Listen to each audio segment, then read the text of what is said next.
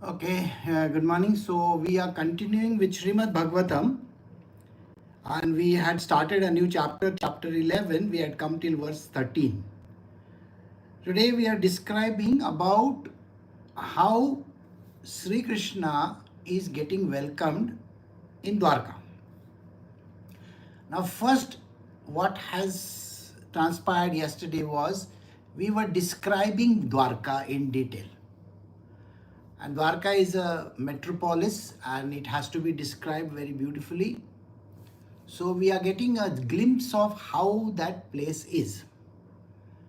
And yesterday we completed a portion of how the arches were and all different divisions were distributed across every arch. So the entrance to Dwarka is at the sea side. Dwarka is a reclaimed land and it gets back into the sea after the demise of Sri Krishna at Prabhasa. So this is basically how the whole thing is played out. So we are going to get an understanding of how Dwarka was at his, when he is coming back from winning the war. The Mahabharat war is over. He has stayed a few days in Hastinapur and from there he is coming back. So when he is entering the city, how does the city look like? So we were getting a bird's eye view of the city with an understanding of how the city was. So there were beautiful roads and stuff like that. So we have described that. So now today we will continue from the next verse. That is verse number 14. So we are doing Srimad Bhagavatam Canto 1, chapter 11, verse 14 onwards. Lord Krishna's entrance into Dwarka. The highways, subways, lanes, markets, public meeting places were all thoroughly cleansed and then moistened with scented water. And to welcome the Lord, fruits, flowers, and unbroken seeds were strewn everywhere. Verse 15, in each and every door of the residential house, auspicious things like curd, unbroken fruits, sugar, and full water pots with articles for worship, incense, and candles were all displayed. Now, when we are looking through this whole scripture, we get an understanding how the city was. Now, we are not sure of the dates, but to give you an understanding, it is anywhere between 5,000 to 7,000 years. We have absolutely no idea. There's a lot of miscalculation, calculation errors and stuff like that. People go about saying whatever they feel like. The dates are all mixed up. So let us just go by the description. In the description, it was written that there were highways, subways, lanes, markets, and public meeting places. Can you imagine so many thousands of years ago? There were highways, there were broad highways coming to the city and going from the city. There were subways. Now, if you actually think in terms of a subway, what is a subway? Naturally, it goes through under a bridge, or maybe there is a bridge on top, or maybe there is a tunnel or some kind of a vehicular traffic is going through that place. There could be canals, there could be a lot of river flowing and so on and so forth. So things like that. So there were bridges. Naturally, there were a lot of things which we cannot even imagine in today's day and age. So doesn't that give us an understanding that the advancement of what was there during that time? When we talk of highways, highways means those which are connecting major cities, metropolises. So there were metropolises, there were highways connecting them. And naturally there were a lot of, like we discussed yesterday, there were gardens and parks and this and that. So many things were going on. There were bylanes also. So that means there were small houses and there were bylanes and people could go from there.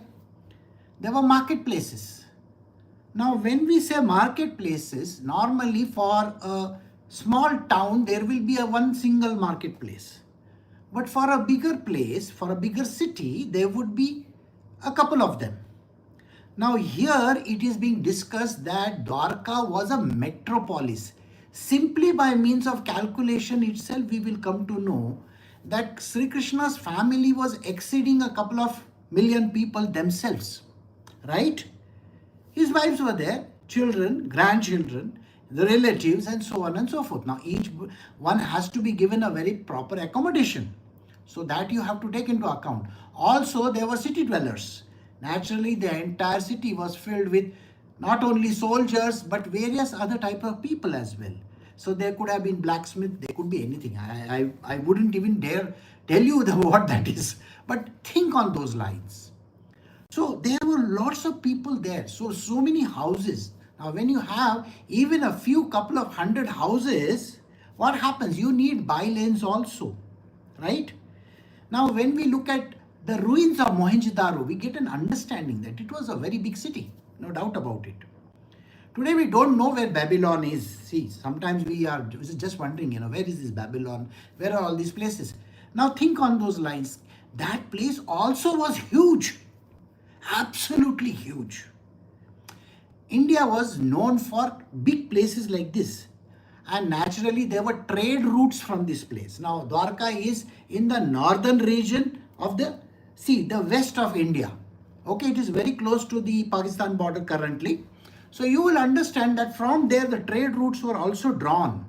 Somewhere in the Middle East, somewhere in down south, and many other places. So naturally, that place was abuzz with activity.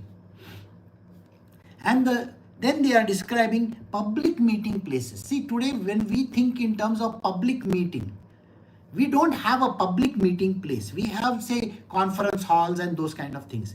And maybe when the president or the prime minister or whoever is there of that country meets, what do? They gather people in one very big place, isn't it? In a similar manner, but when it is a place like this, there were central locations. Now in India, if you actually see the interiors of India, you will find that there are clock towers in the middle of the city, right? Somewhere you will find a clock tower. Now clock tower was a place in olden times where there were not clock towers there, but there was a place where people would gather, say in the evening time or in the early morning time. So exchange of information, news and so on and so forth would happen. Today we have social media. Today we have the newspapers. Today we have a lot of these kind of things. But in olden times, there were different methodologies of transmitting information from one person to the other. And naturally, these were called meeting places. And these meeting places were important locations. See, even before the television and this came into existence in India, there were places where they would create these slots where newspapers were kept. In these small towns and all, a central location where newspapers were left so that people can sit and read over there. Okay, it was kind of a public place. So maybe in today's day and age, we don't have those kind of places, right? But I'm just giving you a glimpse of how this was many years ago. So now they are saying that these places were thoroughly cleansed and moistened with scented water. Naturally, they have to be cleaned thoroughly, and the whole place has to be, purified properly, and maybe, sprayed some scents and stuff like that. When you go for weddings, have you noticed that they spray, attars, basically these, kind of perfumes and stuff like that? I'm sure you have seen, okay? So we had those in the past. Then later on, they had those fans with those, sprays of coming in. These were very common methods in the past used by people. Then, these sprays were also used, okay? All this is a part of making that place habitable and so that people can gather over there. Then, and to welcome the Lord, fruits, flowers, unbroken seeds were strewn everywhere. Now, this is also very important. You will find that even today in some places in China, they have these mandarin oranges. I'm sure you heard of mandarin oranges? The small oranges that you get. In China today, especially in South Asia and China, you will find that they they bring so many of those fruits along, and they are given literally to every person. So similarly in India also, I have visited some places where they will just hand over one apple to you or one banana to you or something like that, just common thing. So there is a public distribution place where things are offered. This is a kind of a simple way of welcoming somebody. Then there were flowers, unbroken fruit, seeds that were strewn everywhere in each and every door. Now let us look at the individual houses. If you recollect, I mean, those who have seen some old movies, you will find that the houses also had rangolis in front of them.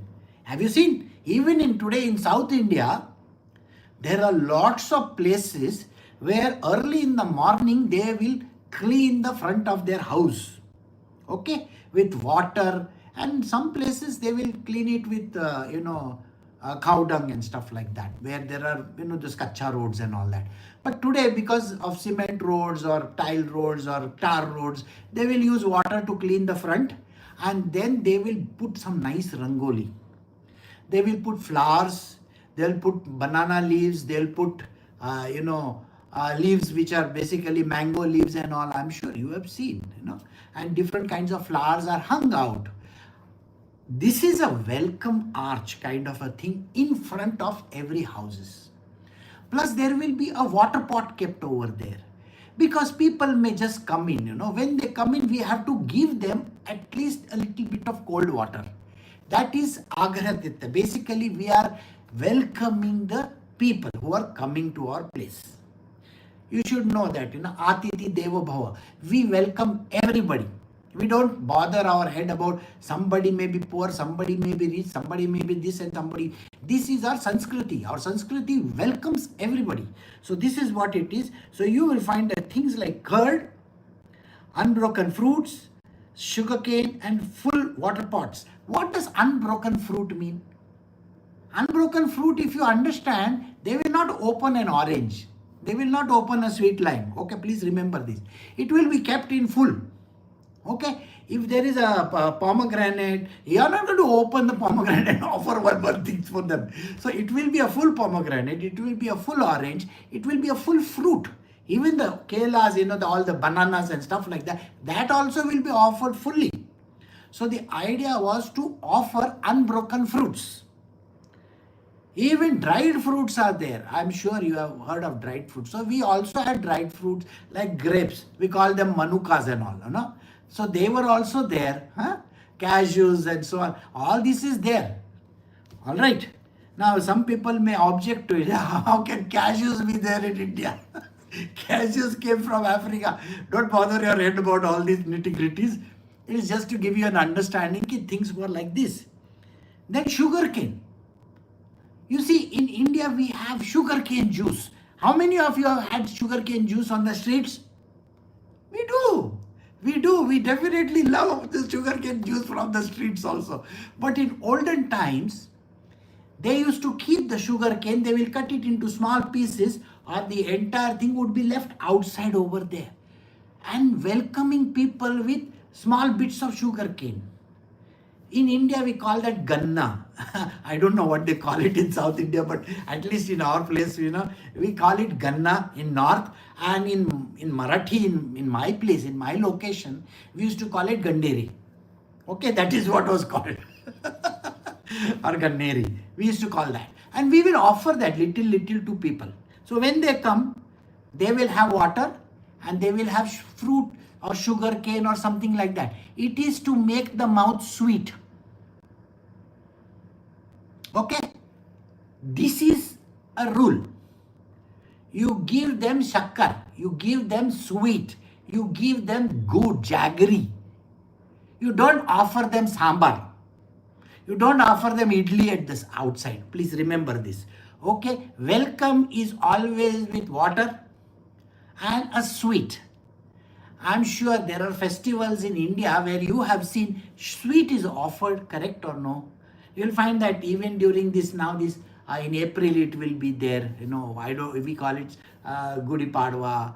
Somebody will have something else. All these festivals are there. We offer sweets to people. So that is what they're talking about. Curd. Why is curd offered? See, curd is something which is supposed to bring good luck. When you go for exams, your mother will stop you and she will say, have a little curd and go. So she will mix little curd with sugar and she will give it to you. Chakne ke liye. No, little bit on your tongue. If you love the curd fully, then she will give you the whole cup of it. This is called good luck. So we say good luck to a person by giving him curd also. And then the water pots with articles. Now also, when somebody who is big, somebody who is great, you will find that lots of these Brahmins used to visit the places. How many of you have seen videos where the Buddhist, the monks, they go very early in the morning from house to house and they will get some kind of a offering early in the morning. Now this is a system. So if you are in Burma or all those Cambodia or those kind of places where is a Buddhist country, suppose, you will find this is there. In India also and in China also, this was a system. The system was whenever holy people come to your place, see, you start your breakfast in the morning. Okay, those people don't have any earnings. Please understand this. The spiritual people don't have any earnings. So what do these common folks do? They will give them some little food stuff to eat, correct? See, donations and little bit of rice and jaggery and this and that will be given. You actually should go and see these videos on YouTube, how these monks live. There is a very strange understanding of people. Why are the monks begging is the question many people ask. See, this is something which you need to understand. There are lots of people in this world. Now, who are these sages and saints and these sadhus and mahatmas? You may not understand what is happening in the back end on spiritual. But because these people are there, a lot of evil is removed. A lot of bad stuff is removed from the lives of people. They perform sacrifices and various other things. You may think these people are useless. Why are they begging? This is a system which has been prevalent since ancient times. I am sure you have seen that people like Sai Baba, Ramana Maharishi or Ramakrishna Paramahansa would not go out and work in 9 to 5 jobs. Correct, no? Okay, they will be sitting in their ashram. Full day people are coming and going, coming and going, coming and going. Everybody has different kinds of problems and stuff which they cannot solve in their life. Someone wants to get married, someone is afflicted by some diseases, somebody is afflicted by some other kind of thing. There is a shortage of money, there is a shortage of things. Some person is having some kind of a fault in their system. Too many things are there. Somebody wants to get married, somebody wants children, somebody wants a better old age life and stuff like that. Who is going to give them this kind of a stuff? These people who are the spiritual people are the ones who are responsible for it. They run a lot of beautiful places. Like old age homes in US and in India also now they have started. There were these vruddhashrams. Now vruddhashram means old age homes. Now they used to be run by these holy people. Okay. Now they will all gather together. Those who have gone to say Vrindavan, have you seen all those ladies over there, the old ladies that are there? They are all staying in one place. They are taking the name of God at one place. Now these kind of places exist and they depend entirely on charity. So I hope you understand that charity is very, very important to be done. And please don't begrudge these people. Please do not say anything bad about them. I am not talking about the common beggars. I am talking about the holy people. I am talking about people who are doing good in this world. Alright? So be very careful how you behave with them. So what you have to do, they are also to be welcomed. So first and foremost, when these people come to these houses, they will be worshipped with articles. First is they will be washed, their feet will be washed by the the lady of the house. She will come and she will pour water on their feet and their hands, and they will wash them. And then there are artis performed. Okay. Then incenses are burned. Okay. And diyas, menbattis, and we didn't have candles at that time, but we had those small wick lamps. I'm sure you have seen those wick lamps during the Diwalis and all we have. So they would be having these wick lamps which were then lit up. Now you may say, oh, this is during the daytime. Of course, you can light it during the daytime also. Are you not doing puja during daytime? Are you not lighting those lamps during daytime also in the puja room? So think like that. Atiti is God himself. And when God is coming, aren't you going to welcome him? So when Shri Krishna is entering Dwarka, this kind of a welcome is given. On hearing the most dear Krishna was approaching Dwarka Dham, magnanimous Vasudev, Akrura, Ugrasena, Balrama, Pradyumna, Charudeshna, Samba, that is Jambavati's son, are all extremely happy, abandoned resting, sitting and dining. So people were on with their activity, and suddenly everybody is, abuzz with activity. Oh, Krishna is coming, Krishna is coming, Krishna is coming. So everybody is leaving what they are doing, washing hands and stuff like that, and getting ready for Krishna to come. Now you will find that there are lots of people mentioned over here. Okay. So Akrura, a very predominant figure, because he is also playing a very important role. Vasudev, I'm sure you have heard of him. Ugrasena, Balrama. Now, how is it that all these people were there? See, the lifespan of people at that time was anywhere between 100 to 150 years. Please remember this. Okay. People would be living beyond 100. That was a time when people lived beyond 100 years. Today we are living for a very short period of time. Some people die even in their 60s and 70s. Some people die at 80s. So it's okay. And today we have blue zones also across the world where people are alive beyond 100 years. Now, if you have such a beautiful city and everything is so clean and beautiful and nice, naturally you will find that the average lifespan of a person will exceed 100 only, correct? But we have so much of pollution. We have so much of problems in our cities. Transportation problem, this problem, roads are dug up, God knows many things are happening.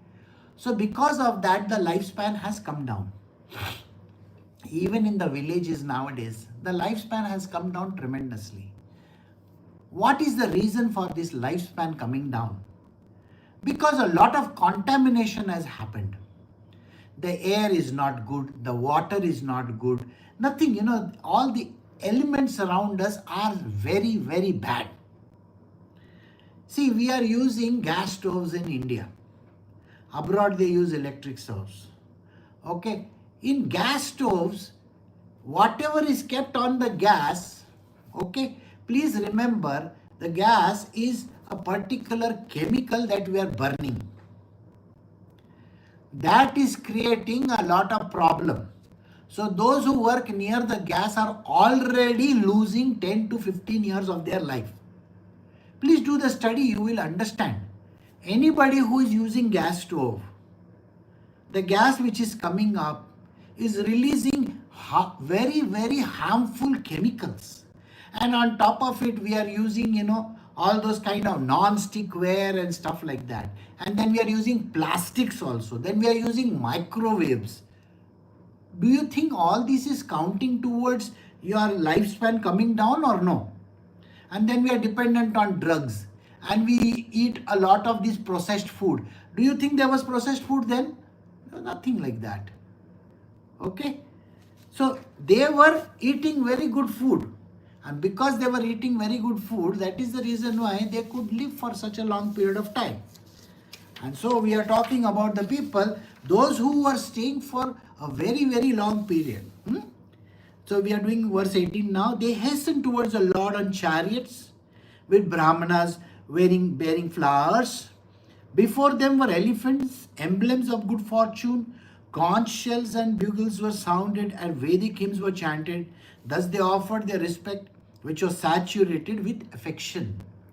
Now here you will find that everybody, now Sri Krishna is coming. I told you this was a metropolis. Think like that. If it is a metropolis, how much time does it take for you to go from the city center to the end of the city? Today, don't bother about your traffic jams and all. There also there were traffic jams. Imagine 20, chariots are going in one direction. There will be a traffic jam. Oh, do you think there will be a policeman over there? Of course, somebody has to guide the traffic also, isn't it? So there were people who were guiding the traffics. There were city centers. There were fountain squares. Have you seen fountain squares? There are lots of fountain squares. So these fountain squares were important. If you go to old cities, you will still find a lot of these fountain squares. Some of the fountain squares have become a public places now. Like say for example, where they throw the coin. Lots of people in Europe you have seen throwing coins in fountain squares. Now that used to be a place in the center. So there would be fountains. Now you may think, fountains, 5,000 years ago or 10,000 years ago, how is that possible? It's not a difficult thing at all. It's not a difficult thing at all. People knew about these kind of things.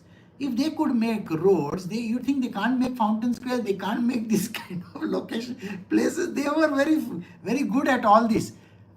And since there was a lot of other things going on like metallurgy and all was there. And because of that, it is possible. So, all these people were going towards Shri Krishna when he is coming. Naturally, you want to go and meet him wherever it is possible. And then everybody is carrying that full mala. Everybody wants to garland him. Everybody wants to throw, petals on his hair when he is traveling from there. We throw petals, There's a very common thing in India. A very funny incident in way back in time in the early 19th century was Swami Vivekananda had just returned from the United States. Okay. And he was staying in Chennai because the ship used to go from Chennai to New York. Basically it's a long route, but then that is how it was. So he was coming. So he had just come to Chennai, and then a mail was sent ahead कि he will be arriving on this date. Okay, through the seaport, I believe. So when he came, now he was thinking that there will be some 8-10 people. Now nobody were aware of Swami Vivekananda at that time. But when he entered, when he went to the car and when he sat down in the car, that time there were 5 lakh people on either side of the road, welcoming him with flowers and garlands and petals of flowers and this and that. He got so angry, he said, "What is all this?" So the people were afraid to talk to him. They were always afraid to talk to him because big eyes like this. And you can't look in his eyes also. Everybody was scared of him. So naturally, what is all this? And naturally, you will find that Brahmananda Swami is saying, they are all welcoming you. But who told them I am coming? Okay. Oh, it was released in the press. What press? So like that. So he was welcomed and he was really cheesed off that everybody is standing on the roads. So he's like, today Narendra Modi is going and everybody is welcoming him or, something like that. A big thing happening. So like this. This is today. But we are talking about then. When Shri Krishna is coming, everybody is going there. And before them were elephants, emblems of good fortune. Good fortune means what? Basically, we draw emblems, welcome signs. Have you seen welcome signs? In various places, you will find these welcome signs with some emblems and stuff like that. In India, we have an emblem which is, which is not liked by many people across the world because it represents something completely different. But one of the happy emblems or one of the most auspicious emblems is called the swastika. Swastika is the one which we have always been using for thousands of years. And suddenly the swastika became notorious because of Hitler. So if anybody draws a swastika, people associate it with Hitler, but not with this auspicious thing. So, but this was auspicious. So these are the symbols that are drawn. And People were chanting hymns and people were singing songs and so many things were happening. I remember way back in time, this is when I was a kid, and everybody was saying, we have to go and see the Pope has come to India. The Pope has come to India, and okay, the Pope has come to India. So we went and stood in one long queue over there, and the Pope was going in his car. This is Pope John Paul the 23rd or something like that, if I'm not mistaken. So he had come to India. So there was a long queue of people all over. We hardly knew what Pope meant also. As children, we don't even know what we are talking about. So we were waving at him. We wave with all the flags and this and that. And then, yay, we make a lot of noise. Of course, we were doing all that. So how do you welcome somebody? This is the way you welcome. And this is what Krishna was being welcomed. And thus offered their respect, which was saturated with affection. So they would be saying a lot of sloganeering and stuff like that. And this one, Jai, Iski Jai, that kind of a thing, Shri Krishna ki Jai and all that, and those kind of things. Okay, I hope you get it. But that is Hindi which I am speaking. And during that time, they will not be speaking Hindi. They will be speaking some other language. Okay. At the same time, many hundreds of well-known. Now, this is a dangerous thing. Please listen. And at the same time, many hundreds of well-known prostitutes began to proceed on various vehicles. They were all very eager to meet the Lord. And their beautiful faces were decorated with dazzling earrings which enhanced the beauty of their foreheads. Now, in our world, we consider people who are in this business of prostitution as something bad. See, you have to understand, these institutions were very, very important right from olden times. See, it is mentioned in the scriptures also, if they are not there, many marriages and many such kind of people are going to be unhappy. Okay? It's a very, very common thing across the world, not just in India, across the world. They are actually of very great help to the society. Those who have visited temples, okay, have you noticed that there is a place where the prostitutes are also allowed so that they can welcome? Do you know this? When you enter the temple, you will find those beautiful images of those ladies are there all over. Have you noticed it? In India, it is very common. They are very big buxom ladies and stuff like that. You will wonder, oh my God, how is all these things? I mean, this is a temple. You can't have this. Imagine this, if this is hanging outside one church or something like that, it is going to be very... people are going to get very upset with it. But in India, it's a very common thing. We do not deride them. We do not speak ill about these people. They are the greatest help to the society. Please understand them. See, it is because of them lots of marriages are working at that time. All right? Please remember this. So they were given a lot of importance. And they would dress up very nicely. I have personally visited a lot of these kind of places when I was in the other industries. And basically, these are very good-hearted people. See, we think that they are very bad people and all that. No. The moment I used to go, they would welcome me. They will make a space for me in that small dwelling of theirs and make me sit over there and call for some soft drink or some tea or something like that. Very lovingly. There was no lust in that. They knew I was representing some company or something like that. And they were always nice to me. So please understand, don't treat them with disdain or with, the horribleness that we treat them. The gods, even the denizens of the heaven, they have these people with them. They are extremely important there as well.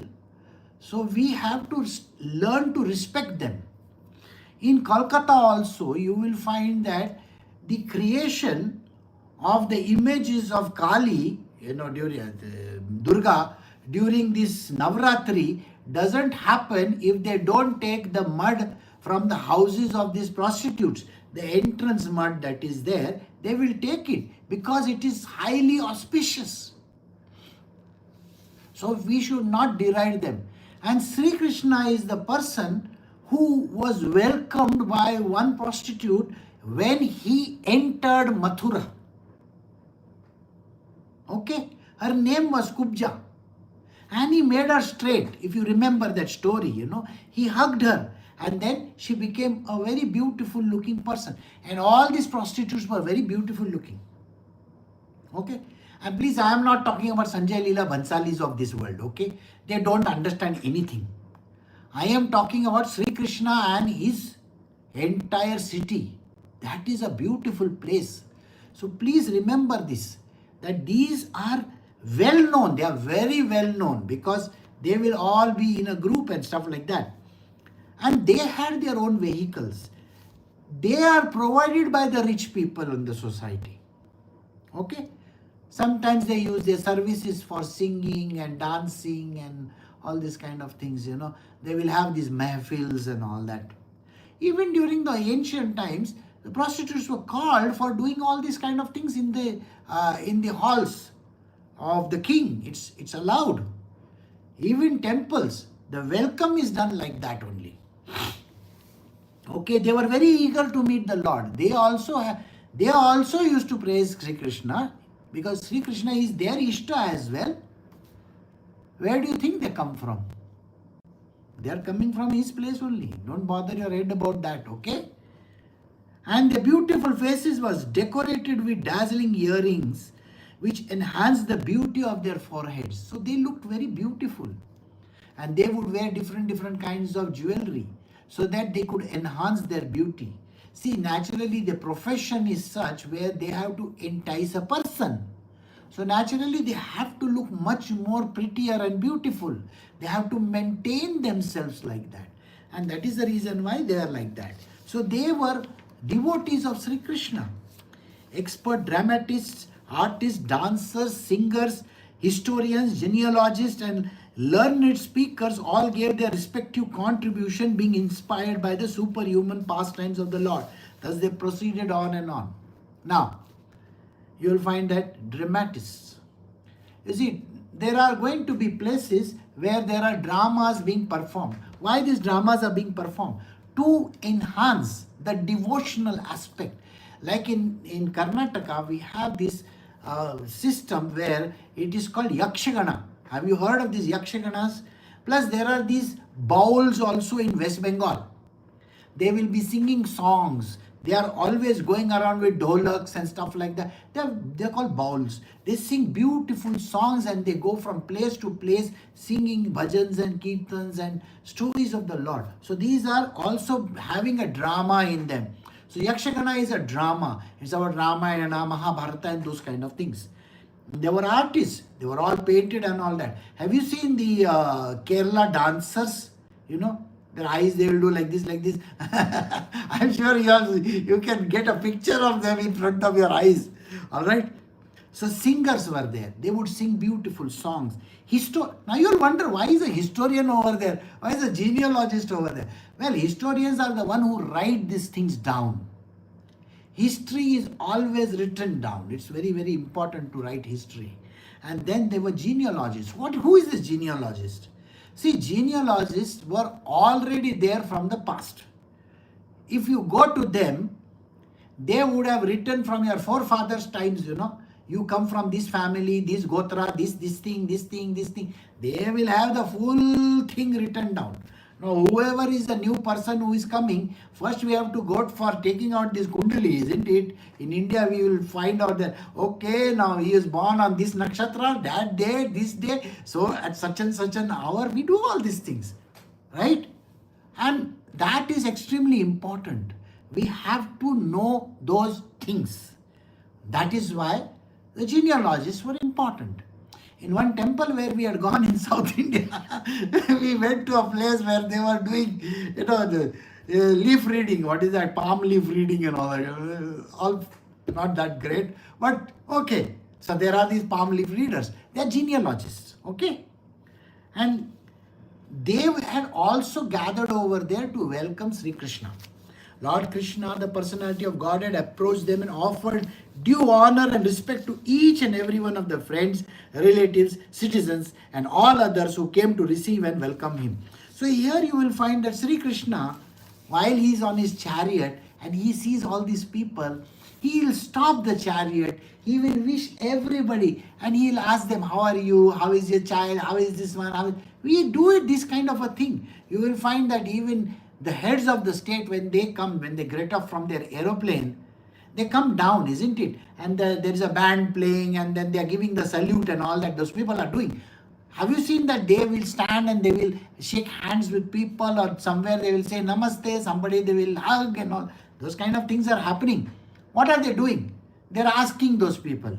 They're saying, oh, we're so happy to see you, blah, blah, blah, all those things. So naturally, here you will find that Sri Krishna is also doing the same thing. He is stopping wherever he could see somebody whom he knows, he remembers. So he'll stop over there and he'll wish them and he will say, carry on further. So you will find that he was bowing his head.